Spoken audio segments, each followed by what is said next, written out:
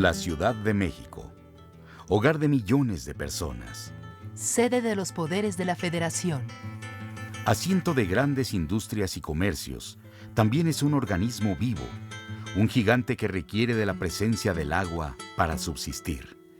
Todos los días, nuestra ciudad despierta y se mueve al contacto con el agua.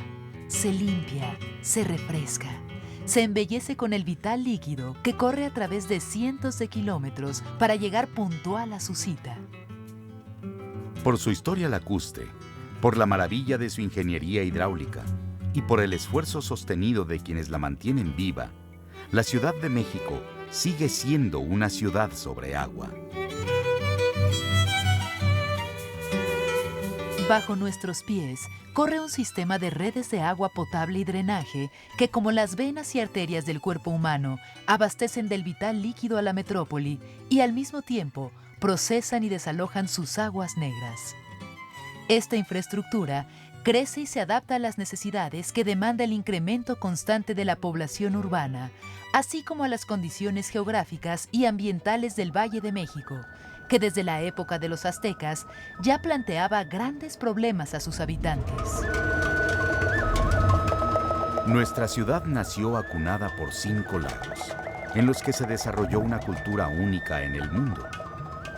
A pesar de que Tenochtitlan surgió prácticamente de las aguas, sobre un islote artificial, sus pobladores tuvieron que buscar la manera de conseguir agua para beber y de protegerse de las abundantes lluvias. Esta necesidad los llevó a construir obras portentosas, como los acueductos que llevaban el líquido al Templo Mayor o el albarradón de Netzahualcóyotl, que evitaba las inundaciones y separaba el agua dulce de la salada.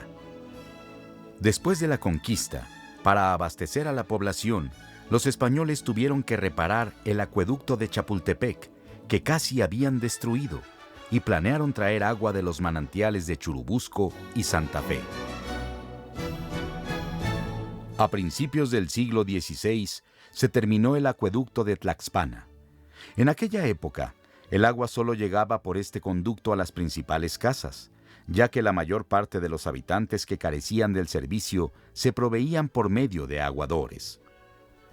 Un siglo después se construyó el acueducto de Belém, que cubrió el surponiente de la ciudad.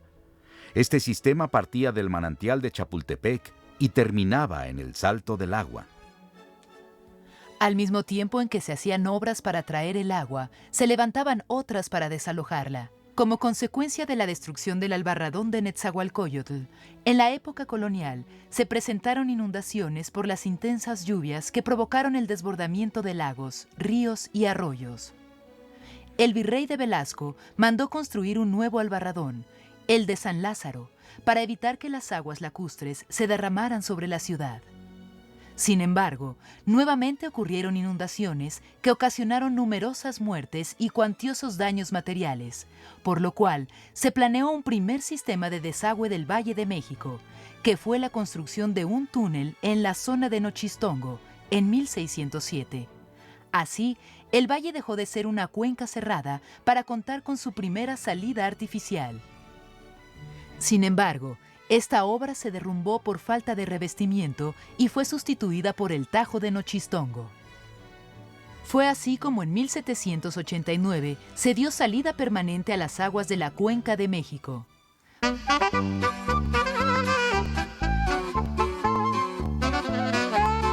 Para 1900 se inauguró el Gran Canal del Desagüe con su primer túnel de Tequixquiac, que constituyó la segunda salida artificial del agua del Valle de México.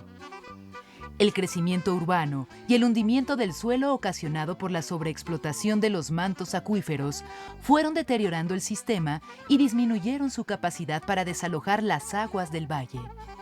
Esta situación motivó la ampliación del Gran Canal y la construcción del segundo túnel de Tequixquiac.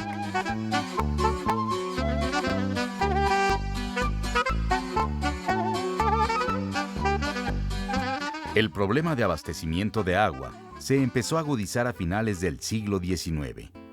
Esto originó la perforación de pozos para extraer agua del acuífero del Valle de México, con el fin de reforzar el suministro. Este proceso se intensificó durante el siglo XX, hasta llegar a niveles de sobreexplotación. Debido al desarrollo poblacional, los pozos resultaron insuficientes, por lo que hubo necesidad de recurrir a fuentes externas al Valle de México. Primero, al acuífero de Lerma y posteriormente a la cuenca de Cutzamala. Actualmente el caudal suministrado proviene de fuentes subterráneas y de fuentes superficiales del Valle de México, y lo demás proviene del sistema del Valle de Lerma y el sistema Cutzamala.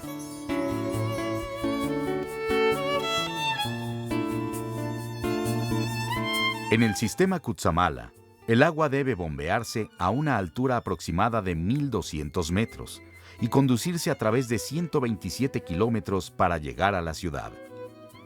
El caudal captado se deposita en enormes tanques de almacenamiento para distribuirse a los usuarios por medio de redes primarias y secundarias. Las plantas de bombeo trabajan incesantemente para garantizar el suministro a los habitantes de las partes altas de la ciudad. Otra parte importante son las plantas potabilizadoras a pie de pozo y las plantas potabilizadoras que mejoran la calidad de este elemento. En esta etapa, se realizan constantes inspecciones sanitarias y se monitorea permanentemente la condición del agua, obteniendo muestras que pasan por el Laboratorio Central de Control de Calidad. También se cuenta con estaciones medidoras de presión ubicadas en puntos específicos del sistema, para conocer en tiempo real las presiones que ejerce el líquido en las redes de distribución. Esta gigantesca infraestructura hace posible suministrar agua potable a todos los habitantes de nuestra gran urbe, la mayoría a través de tomas domiciliarias y un volumen menor mediante carros cisterna y tanques portátiles. Más de la mitad se ocupa en el consumo doméstico, y las dos partes restantes se utilizan en la industria y en el sector comercios y servicios. Así que después de conocer el largo y sinuoso camino que recorre el agua, le recomendamos que antes de consumirla, piense un momento en todo el esfuerzo que se hizo para llevarla hasta usted.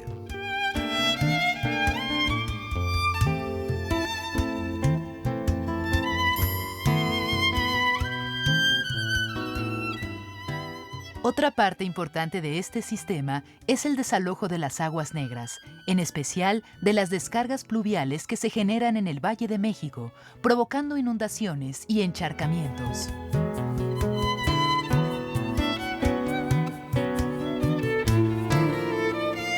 Fue en 1966 que se inició la construcción de una obra magna capaz de captar y conducir las aguas por gravedad: el sistema de drenaje profundo, que entró en operación en 1975. Con aproximadamente 170 kilómetros de túneles en operación y a profundidades de hasta 220 metros, el drenaje profundo es uno de los sistemas hidráulicos de mayor magnitud y más complejo del mundo, un orgullo de la ingeniería mexicana. En la lucha contra las fuerzas de la naturaleza, hemos avanzado con el uso de nuevas tecnologías.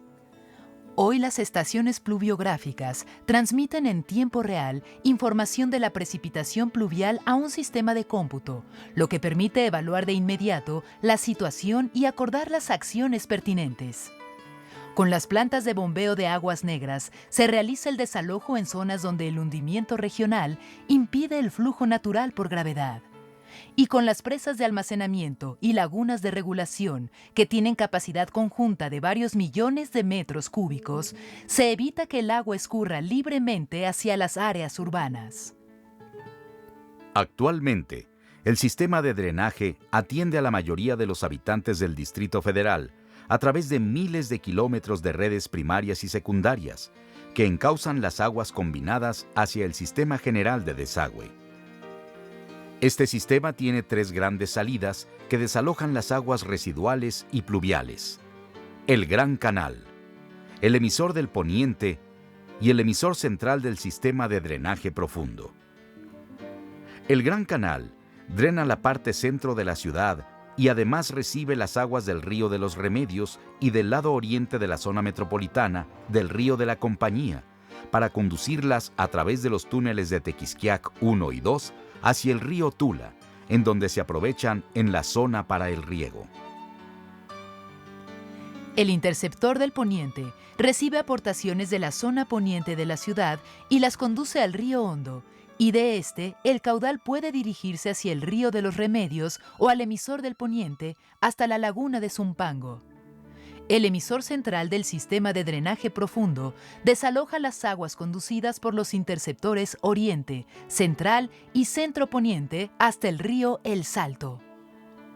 El sistema es de tipo combinado, aunque en la actualidad se están separando los drenajes, conduciendo tanto agua de lluvia como residual a través de redes primarias y secundarias, plantas de bombeo, cauces a cielo abierto, ríos entubados, presas, lagunas de regulación y drenaje profundo.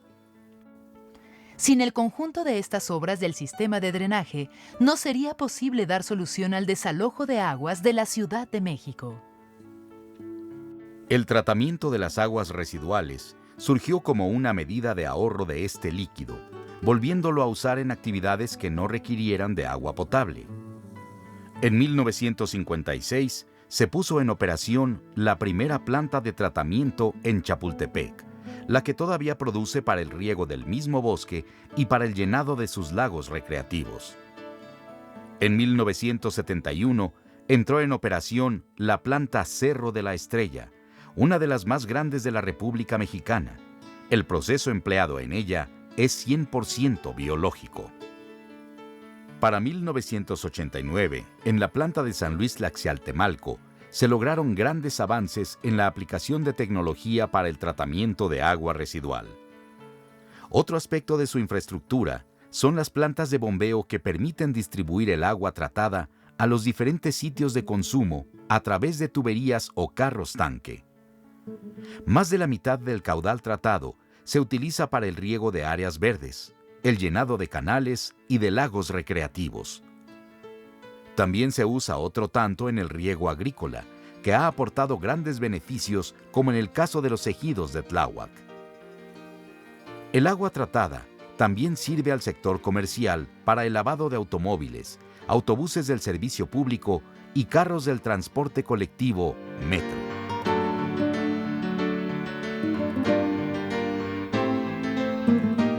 El desarrollo de nuestra ciudad depende del adecuado aprovechamiento y preservación de los recursos. Lo que tomamos de la naturaleza debemos reintegrárselo en las mejores condiciones posibles.